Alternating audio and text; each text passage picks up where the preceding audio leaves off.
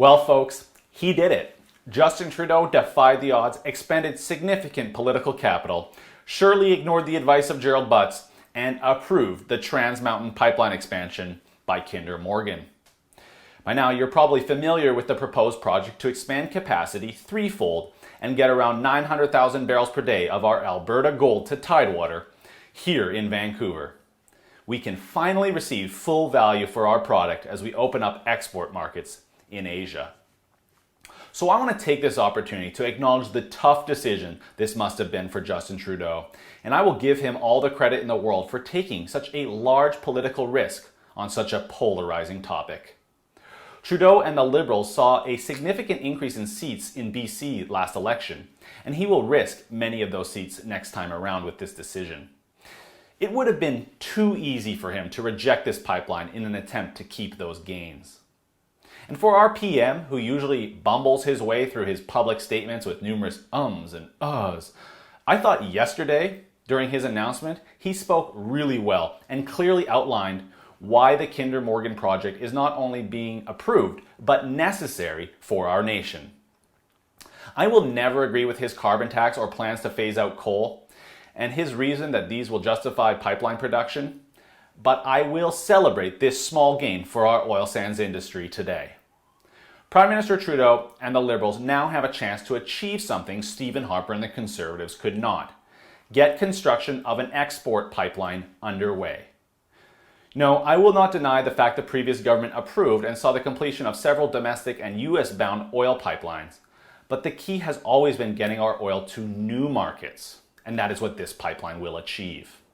I hope he and his cabinet will step up to this challenge and not let this pipeline die in a court or in the court of public opinion. The Liberals need to champion this project and uphold the rule of law in case of protesters turning violent or disruptive once construction begins. And I can't stress that enough. It must be done. So now the buck does pass to Premier Christy Clark, as her government has never really come out in support of the project, always reminding Canadians that British Columbia has 5 conditions for heavy oil pipelines through our province.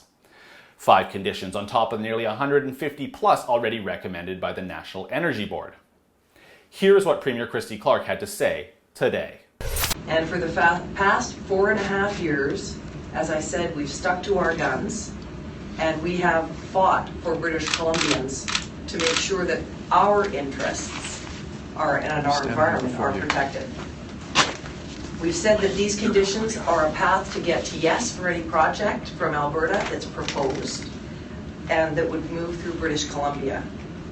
And as I said, we set these conditions out to make sure that British Columbians' interests would come first, should any federal approval of any project come forward. Clark is sounding a lot more supportive of the project and has indicated that the 5 conditions BC has are well on their way to being met.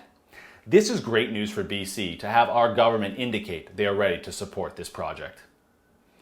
Yesterday, Trudeau also killed the Northern Gateway pipeline once and for all.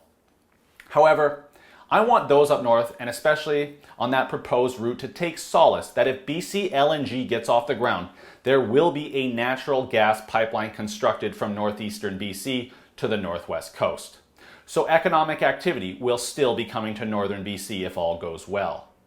But with the approval of Trans Mountain, it will be the Port of Vancouver that becomes the most important partner to Alberta and the oil sands.